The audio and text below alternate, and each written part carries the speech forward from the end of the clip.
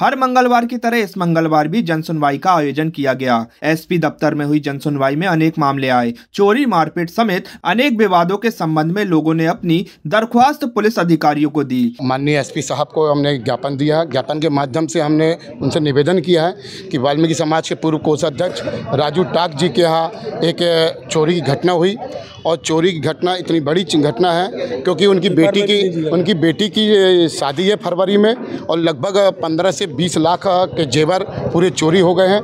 इसकी विधिवत एफआईआर रांझी थाने में की गई थी और लगभग 2 महीने बीत चुके हैं। रांझी थाने में कोई किसी प्रकार का कोई इस समस्या का हल नहीं है। जितने बार हम लोग जाते हैं टीआई साहब के पास, वो बराबर हमको समय देते हैं, लेकिन उनका बस यही कहना होता है कि हम प्रयास कर रहे हैं। ये प्रयास कब तक जारी रहेगा हमारे समझ में नहीं आ रहा है।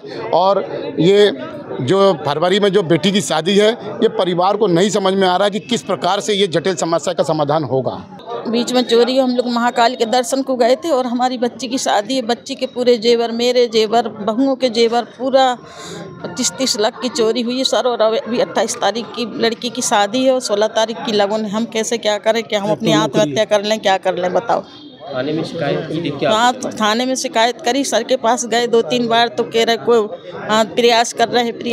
कोई प्रयास नहीं, कोई पूछताछ हुई मोहल्ले में। ये थाना रांझी के अंतर्गत वाल्मीकि वार्ड से आए हुए हैं और विगत जो है 25/11/23 को एक चोरी की घटना हुई थी जिसमें थाना रांझी में इसमें विधिवत एफआईआर की गई है। और इसमें चूँकि आरोपी अज्ञात हैं और उनका ज्ञात नहीं हो रहा है, इस संबंध में मामले की विवेचना गंभीरता से करने के संबंध में आवेदन दिया गया है, ज्ञापन दिया गया है। अब इसमें जो भी तकनीकी रूप से पुलिस इन्वेस्टिगेशन कर रही है, अब तक पता तो नहीं चला है, ऐसा ज्ञात हो रहा है। और इसमें हम बारीकी से और अच्छे से अनुसंधान कराएंगे। जो भी इनके द्वारा किसी पे शक संदेह होना बताया गया है उस लोगों पे, उनसे भी पूछताछ करवाई जाएगी। इसी तरह अधिवक्ताओं का एक प्रतिनिधिमंडल भी एसपी दफ्तर पहुंचा। वकीलों ने विभिन्न थानों में अधिवक्ताओं के प्रति पुलिस के अच्छे व्यवहार की अपेक्षा ज्ञापन के माध्यम से जताई। कानून और विधि विभाग भाजपा के सभी अधिवक्ता गण एसपी महोदय से मिले और उनका स्वागत किया क्योंकि वो अभी नए आए हैं। और उसके बाद हम लोगों द्वारा उनके साथ सौहार्दपूर्ण वार्ता की गई और उसमें उनको जितनी भी समस्त थानों में जबलपुर के अनियमितता पुलिस द्वारा की जा रही है उसके बारे में जानकारी दी गई और उनको हर चीज़ के बारे में अवगत कराया। एक अधिवक्ता कोर्ट ऑफ ऑफिसर होता है और उसके साथ अच्छा व्यवहार किया जाए और जो जानकारी वो मांगता है तो वो जानकारी उसको दी जाए, ना कि ये कहा जाए कि टीआई साहब आएंगे तो उनसे बात करके कि उन्हीं के द्वारा बताया जाएगा।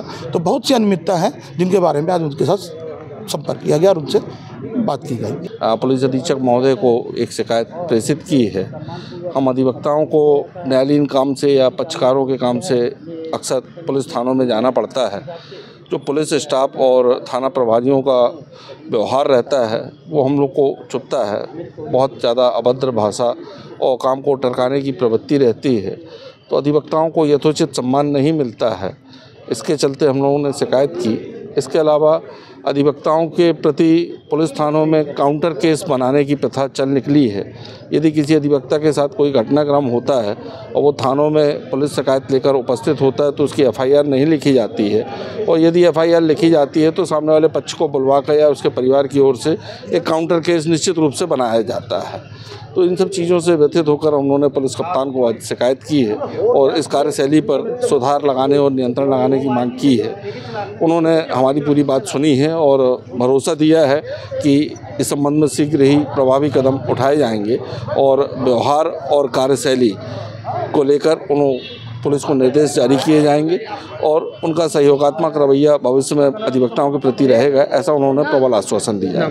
स्वास्तिक multi speciality hospital and research centre, ITI road near ISBT अंतर्राज्यीय बस टर्मिनल के सामने, Deendayal Chowk, Jabalpur. Emergency heart helpline number 7000405935 और 9754019182।